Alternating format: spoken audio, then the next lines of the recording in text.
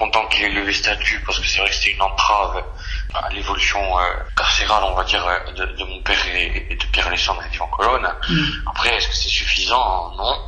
Évidemment que non, puisque aujourd'hui, ça fait 4 ans pour Pierre-Alexandre et Alain Ferrand qui sont conditionnables. Aujourd'hui, nous, on est plus sur l'heure d'un aménagement de peine comme il est prévu par la loi, que sur un simple lever de statut de DPS ou simplement encore juste un retour en Corse pour un maintien en détention à Borgo. Aujourd'hui, on est sur un aménagement de peine possible depuis 4 ans, accepté par le juge d'application des peines, et une décision qui a été suspendue par l'appel du parquet antiterroriste, qui s'appuie sur des arguments qui aujourd'hui ne sont plus valables, puisque le premier, c'était le statut de DPS est incompatible avec la semi-liberté à Borgo. Or, le statut de DPS aujourd'hui, il n'y en a plus. Et le second, c'est le trouble à l'ordre public que pourrait provoquer un éventuel retour en Corse.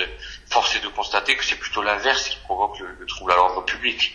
Mon père n'a pas été assorti à une période de sûreté prédéfinie, donc c'est une période de sûreté de 18 ans qui prévaut. Elle est révolue depuis 4 ans maintenant.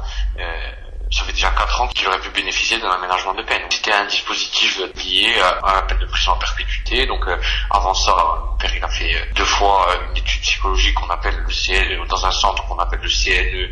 C'est une étude psychologique de 6 semaines. On a des entretiens avec des tas d'experts, des psychologues, etc., pour voir si en effet on est prêt à se réinsérer. Les 2 études ont été très positives et ont rendu un dossier où tout concordait pour qu'ils puissent bénéficier, si vous voulez, d'un aménagement de peine comme c'est prévu par la loi. Et aujourd'hui, il n'y a aucun argument qui justifierait de le maintenir en détention, si ce n'est de vouloir transformer la peine de perpétuité en perpétuité réelle ou en peine de mort, tout simplement. On leur a pas reconnu le statut de prisonnier politique, mais ils sont pas traités non plus comme des prisonniers de droit commun. Donc il faut savoir, soit c'est des prisonniers politiques et à ce moment-là, ils ont un traitement particulier vis-à-vis de leur statut, soit ce sont des prisonniers de droit commun, mais alors le droit s'applique de la même façon pour eux, n'importe quel. Or aujourd'hui, on leur refuse un statut de prisonnier politique, en revanche on les traite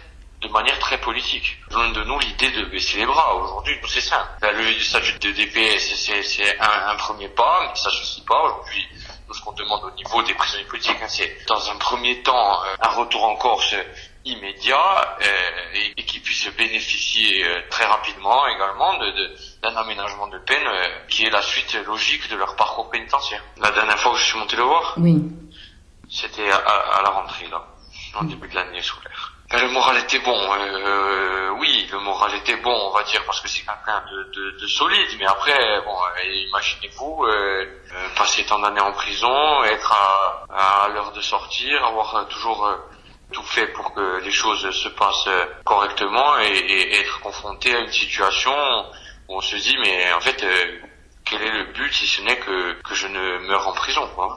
Les familles, ils ont toujours tout mis en œuvre pour continuer à entretenir des liens avec lui, tout simplement. Moi, je suis toujours monté voir mon père malgré toutes les difficultés que ça peut engendrer.